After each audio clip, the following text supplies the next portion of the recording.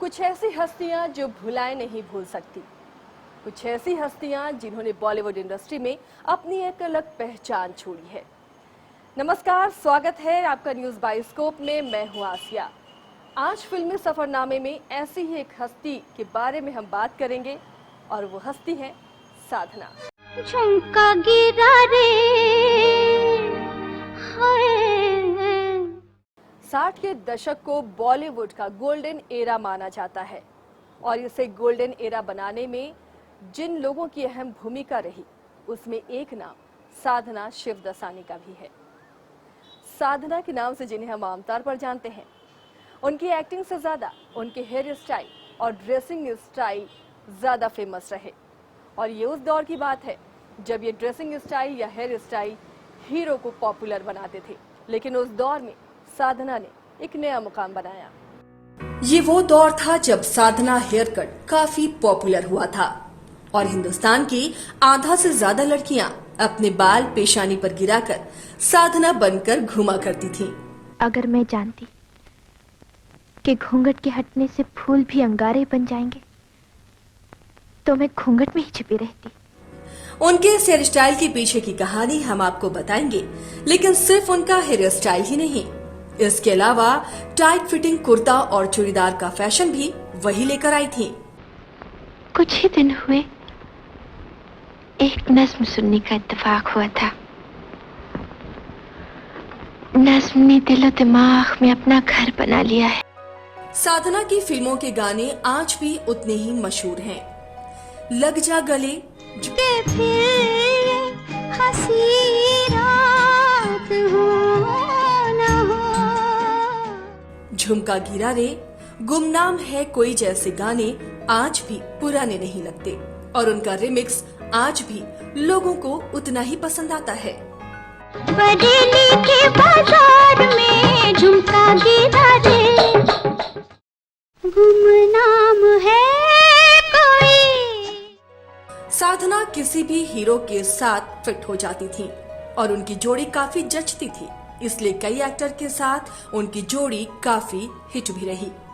रास्ता बिल्कुल साफ है, मैं देख सकती हूँ। तुम देख सकती हो। पाकिस्तान के सिंधी परिवार में जन्म लेने वाली साधना के घर में शुरू से ही फिल्मी माहौल रहा। घर में फिल्मों के बारे में बहुत बातें होती थी। फिल्मों को लेकर उनके पूरे परिवार में गजब का दीवानापन था। उनका खुद का नाम उनके पापा की पसंदीदा एक्ट्रेस और डांसर साधना बोस के नाम पर रखा गया था।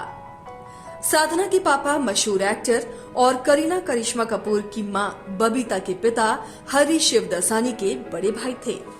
आपकी सहेली से बिछड़कर मेरा दोस्त बिन पानी की मछली की तरह तड़प रहा है। मेरी सहेली की भी यही हालत है। साधना ने बचपन में ही तय कर लिया था कि उन्हें फिल्मों में ही एक्टिंग करनी है, इसलिए उन्हें बच्चों के रोल ऑफर होते थे। वो पहली बार 1955 में आई राज कपूर की फिल्म श्री 420 में नजर आई थी। उन्होंने फिल्म के गाने ई चकदाना बी चकदाना में नरगिस के पीछे बच्चों की जमात में बैठे ई चकदाना में कोरस गाया था।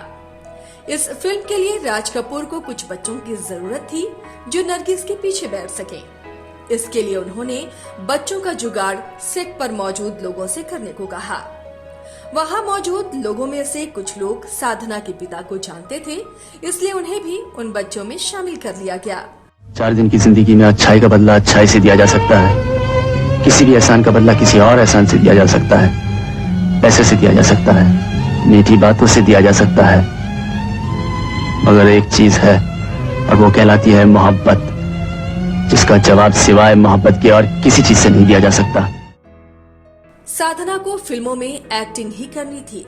इसकी तैयारी उन्होंने कॉलेज के दिनों से ही शुरू कर दी थी। वो कॉलेज में थिएटर करती थी। ऐसे ही किसी शो के दौरान उन्हें सिंधी फिल्मों के किसी डायरेक्टर ने देख लिया और 1958 में साधना को उनकी पहली सिंधी फिल्म अबाना के लिए साइन कर लिया गया। इस फिल्म के लिए उन्हें महज ₹1 का टोकन अमाउंट दिया गया था। इसी फिल्म की पब्लिसिटी के लिए साधना की फोटो एक मैगजीन के कवर पर छपी और ये फोटो उस वक्त के मशहूर प्रोड्यूसर शशिधर मुखर्जी को भा गई।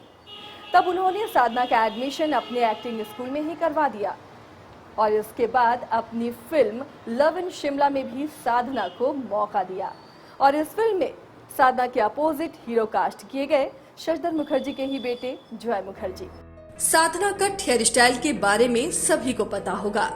साधना ने जब अपनी film love in Shimla sign की तब उनके डायरेक्टर R.K. नैयर को उनका चेहरा थोड़ा अजीब लग रहा था। नैयर का कहना था कि साधना का ललाट बहुत बड़ा है।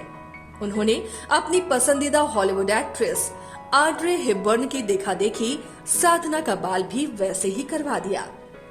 उनके कहने पर साधना का ऊंचा ललाट छुपाने के लिए थोड़े बाल माथे पर बिखेर दिए गए। सबको डर था कि पता नहीं इस हेयर स्टाइल वाली लड़की को लोग फिल्मों में देखना पसंद करेंगे या नहीं, लेकिन फिल्म सुपर हिट हो गई और सबसे बड़ी बात, हिट हो गया साधना का हेयर स्टाइल। और इसके बाद इस फिल्म के डायरेक्टर से साधना ने बाद में शादी कर ली। फिल्मों में लगातार काम करने की वजह से साधना बीमार रहने लगी। उन्हें थायराइड की बीमारी हो गई थी। अपने इस रोग का इलाज करवाने साधना अमेरिका चली गई और लोगों को लगने लगा कि साधना अब फिल्मों से रिटायर हो गई हैं।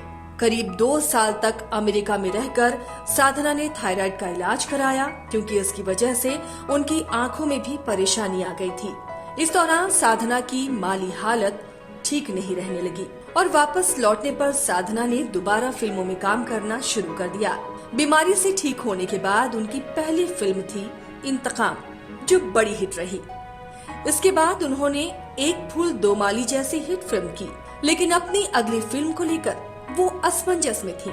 इस फिल्म में वो काम नहीं करना चाहती थी। इस बारे में उन्होंने अपने दोस्त और बॉलीवुड के मशहूर फिल्मकार ऋषिकेश मुखर्जी से बात की। मुखर्जी ने साधना से पूछा कि फिल्म में हीरो कौन है।